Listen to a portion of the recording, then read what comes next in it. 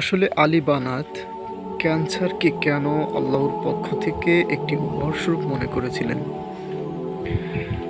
তো এটা আমি আজকে আপনাদেরকে জানাবো যে আলী বানাত কেন ক্যান্সারকে আল্লাহর পক্ষ থেকে উপহার হিসেবে গ্রহণ করেছিল। আসলে মানুষ যখন জানতে পারে যে আমার মৃত্যু খুবই সন্নিকটে, তখন কিন্তু মানুষ দুনিয়ার প্রতি আর আগ্রহ তা দেখায় না। তখন তার মধ্যে এক প্রকার অনুভূতি কাজ করে, যদি তার মধ্যে ঈমান থাকে যে দুনিয়াতে বেশি দিন বেঁচে থাকতে পারবো না, তো দুনিয়াতে অবশ্যই আল্লাহর জন্য কিছু করতে হবে। তো আর যখন মানুষ মৃত্যুর চিন্তা ভুলে যায়, তখন কিন্তু